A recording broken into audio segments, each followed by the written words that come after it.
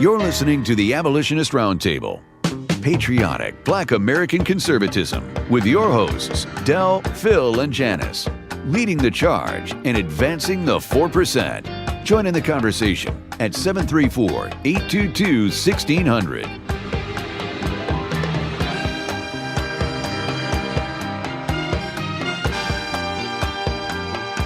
All right, we're back one more time. You're joining the Abolitionist Round Table, one of America's fastest growing weekend radio shows. And I'm proud to be a part of it. Phil, and I got Phil here, part of our round table. Mayor Janice, part of our round table. And so, again, I just want to mention, I still have to, this is the last weekend here, because next Friday we're going to be going to the Holocaust Memorial Center. That's 28123 Orchard Lake Road. That's in Farmington Hills. I want you to go to our website at artofmichigan.com. Again, artofmichigan.com. If you'd like to join the conversation, give us a call at 734-822-1600. Man, I can't believe where time has went. But we're going to, we have a guest. And after that, we're going to try to get a few more of these sound bites in before this show is over. But we want you to be a part of the conversation. So give us a call, 734-822-1600. And I'm going to go to our friend, Mr. Good Morning, Bob, from Warren. How you doing? Good, Del. And welcome to hello to you and Phil and Mayor Daniels. Well, good morning, Bob. Hi. I have two things about Charles. I remember he came to one of the city council meetings in Troy when Mayor Daniels was going through some difficulties, and I thought that was wonderful to see him there. Yep. And also now that he is gone, that makes me the only living UAW conservative. Yeah. But the other thing about Charles is I know now that he's definitely at peace because there are no Democrats in heaven. Oh, good one, Bob. Okay. Where's the drum roll? Yeah, you're right. There's no socialism. There's no communism. There's no nothing. None of that is. They had to drop it all. Now they can still get in there, but they had to leave all that at the gates. That's Absolutely. How it works. Yes. All right. All right, thank you for calling us this morning, Bob. You're welcome. All right, we'll talk to you soon. All right. All right, Derek. And so, okay, well, we have Barbara with us. If you can go ahead and get Barbara with us, Derek. And hello, good morning, Barbara. Yes, good morning, Del. All right. Again, here I mentioned that Barbara is the president of Stand With Us International. You can visit their website at standwithus.com. Again, is it standwithus.com? It is. It's standwithus.com. I am the president of the Michigan chapter. That's right, the Michigan chapter. But it is an international nonprofit Israel education and advocacy organization. Yes, absolutely. Thank you so much. You're welcome, and thank you for correcting me on that.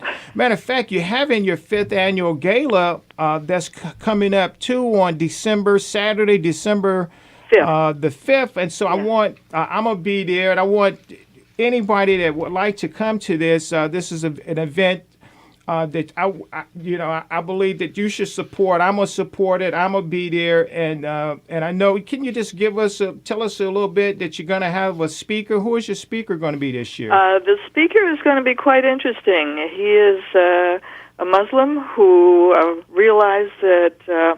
He was only learning lies about Israel. He was an Egyptian. Yes. He had been part of the Arab Spring and was jailed. And anyways, we're going to learn about him. Okay. He is going to be our keynote speaker. All right.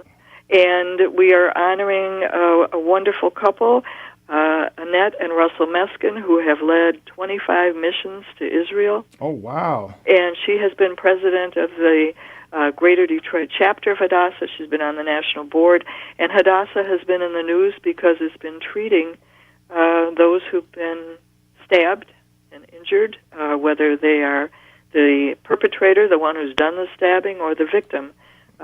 Hadassah hospitals have treated more. Matter of fact, I was just reading this last night, Barbara, it was an American that was just recently stabbed too. Yeah. That was there on a tour in the Holy Land of Israel. Could you elaborate? Are you familiar with that at all? A Richard Lakin, yes, an American who was stabbed, and he is one among many. But here you have an American, and our government has not been saying very much about it, not even acknowledging that he's not the first, and I'm afraid he may not be the last. But people will continue to go to Israel. Yeah, you're right. Yeah, our government is a little bit quiet on that, and that's why I decided this organization here decided that we cannot stand to the side and let what we see going on to not just to our Jewish brothers and sisters, but we can see all around the world right now that there's a persecution that's going on of Christian and Jews all around the world, and it's only from one party that's doing all the persecution. And governments are silent, and so we have to elevate this conversation. I know you're going to be with Reverend Yu, Brother Lee, later on this morning, but we have to elevate this conversation. Matter of fact, if you'd like to be a part of this conversation, I know you like to listen, but I want you to call in and ask a question, too, this morning. Give us a call at 734-822-1600. Could you go ahead and, I know you had some things that you wanted to share, and I'm going to go ahead and let you share them. And if the roundtable wanted to ask some questions, I'm going to let them go ahead and ask some questions. All right. So go ahead. I think that they should know while it looks like it's random acts, it's not, because the Mahmoud Abbas, the Palestinian Authority, is promoting this kind of hate that's going on. And tragically, there is something else that people can do is tune into Palestinian Media Watch. It's on the computer. You can get daily reports, and the man who founded it, Itamar Marcus, testified recently.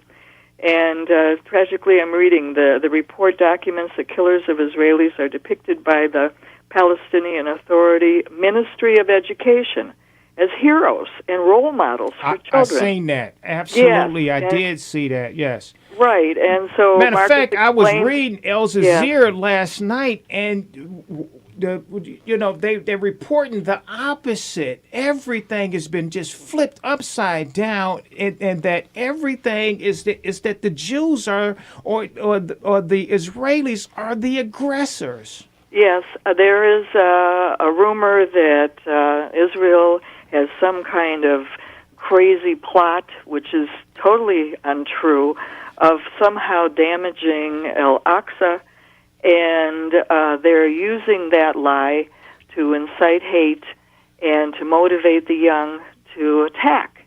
And this past summer, it was recorded on video where 170,000, which is an amazing number of youth, were trained as young as toddlers and 5-6-year-olds to handle guns. Oh my goodness! And their target is to kill Jews.